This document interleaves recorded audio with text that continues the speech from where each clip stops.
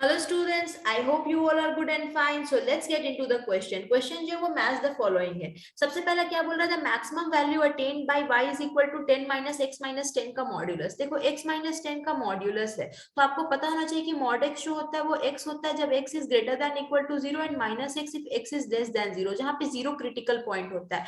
But यहाँ पे critical point आपका क्या है? यहाँ पे जो क्रिटिकल पॉइंट होगा, यहाँ पे जो क्रिटिकल पॉइंट होगा वो होगा आपका 10. मतलब क्या होगा कि x माइनस 10 का जो मॉड है वो बेसिकली आपका x माइनस 10 होगा अगर आपका x जो है वो ग्रेटर देन 10 है, एंड ये माइनस ऑफ x माइनस 10 होगा अगर आपका x लेस देन 10 है. यहाँ पे क्या है? -1 से 3 है, तो ऑफकोर्स ये आपका लेस देन 10 है, तो जो y होगा वो आएगा y 10 minus of x minus 10. Okay, so this will be equal to 10. Just a minute. 10 plus x minus 10, so this will be equal to x. okay, तो मैक्सिमम वैल्यू क्या attend होगी? ये 3 अटेंड होगी, क्योंकि interval -1 से 3 है, तो इसका p ऑप्शन जो होगा वो करेक्ट होगा. सेकंड जो आता है वो क्या बोल रहा है कि p t स्क्वायर 2t जो है, t आपका 0 to 2 में बिलोंग करे, एक arbitrary point on the parabola y square is equal to 4x. y square is equal to 4x का ये पैराबोला हो गया, और कोई भी जो पॉइंट है p जो है वो इस पे मान लो आर्बिट्ररी पॉइंट है. ठीक है, अब p पे क्या करो कि बोल रहा है कि q is the foot of perpendicular from the focus s. s जो है वो जो फोकस है उस पे Q जो है वो फुट ऑफ परपेंडिकुलर है on the tangent P. P पे एक टैंजेंट बना लो. ठीक है,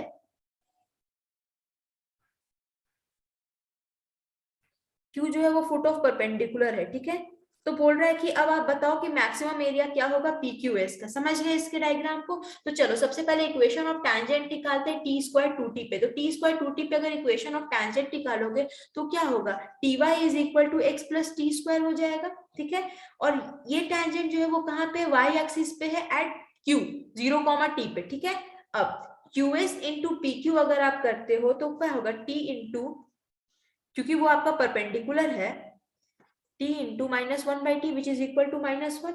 अब एरिया निकालो PQS का, तो डेल जो होगा वो डिटर्मिनेंट फॉर्म में निकालते हैं.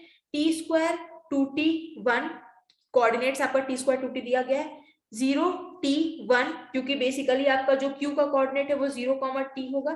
ठीक है, और थर्ड जो आता है वो आपका 1 0 1. ठीक है, अब इसको जब आप कैलकुलेट करोगे ना तो ये आपका आएगा 1/2 into 3t square plus t आ जाएगा. Got it? अब सिंपल सी बात है कि 4t बिलोंगिंग टू 0 to 2, अगर 0 to 2 की आप बात करोगे तो ये जो है वो आपका ग्रेटर देन इक्वल टू 0 है. मतलब जो आपका डेल है वो एक इंक्रीजिंग फंक्शन है, तो मैक्सिमम वैल्यू कहाँ पे अटेंड करेगा? जो आपका सबसे हाईएस्ट वाला है. तो 3 इंटू 4 प्लस 2 इंटू 1/2, तो ये 1 प्लस 6, तो that is equal to 3 into 4. Just a minute, ये आपका हो जाएगा 3t स्क्वायर प्लस t है ना, तो आपका जो maximum value t is equal to 2 पे आएगा. t इज इक्वल टू 2 पे आएगा तो इसकी वैल्यू जो होगी वो क्या होगी? 3 into 4 6 plus 1 is equal to 7, तो इसकी वैल्यू हो जाएगी आपको 7. I hope you understand this solution. अब हम बात करते हैं थर्ड की. ठीक है, तो थर्ड में जब हम जाते हैं तो हम इसको थोड़ा इरेज कर लेते हैं. इसमें आई थिंक ऑप्शन दिया नहीं हुआ है 7, बट ये ऐसे ही बनेगा. ठीक है, चलो अब हम क्या करते हैं? अब हम थर्ड पे आ जाते हैं. अगर हम थर्ड पे आते हैं तो थर्ड बोल रहा है कि आपका a प्लस बी 1 दिया गया है और मैक्सिमम वैल्यू बोली है किसकी फाइंड करने हमें? Under root of 1/1 plus a 1 plus 1/b. चलो तो सबसे पहले क्या करते हैं कि y को अज्यूम कर लो 1 प्लस 1/a है इंटू 1 प्लस 1/b है. ठीक है, अब क्या करते हैं? हम a को क्या पुट कर सकते हैं? 1 माइनस b पुट कर सकते हैं, और इसको 1/1 प्लस b पुट कर सकते हैं. अब ये आपका y, अब ये क्या बन गया?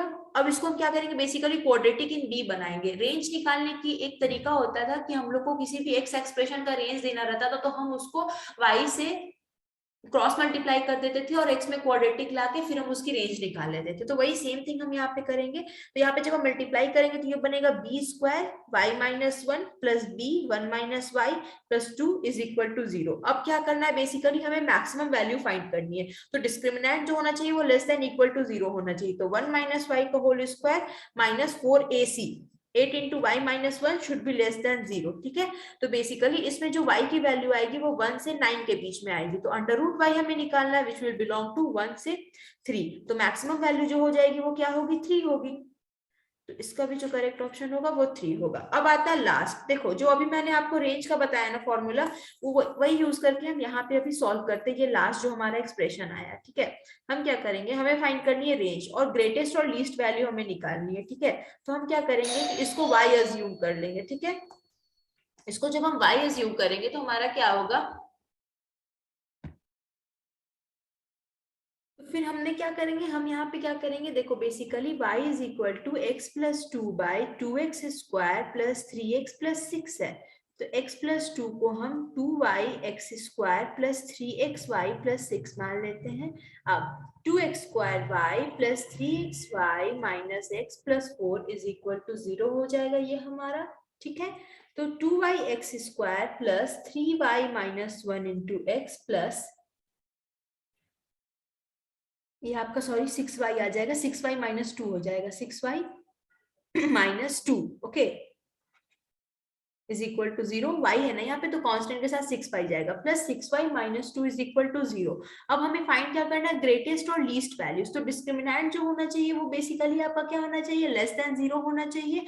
अगेन 3y माइनस वन का whole square minus four into two y into six y minus two should be less than equal to 0। Taking out 3y minus 1 common, this will become 3y minus 1, 13y plus 1 should be less than 0। तो y हमारा कहाँ से कहाँ belong करेगा, y हमेशा यहाँ से आपका इससे तक बिलोंग करेगा। तो इसकी जो ग्रेटेस्ट वैल्यू होगी वो होगी 1/3 और मिनिमम वैल्यू जो होगी -1/13। Okay, so I hope you understand the video. Thank you so much.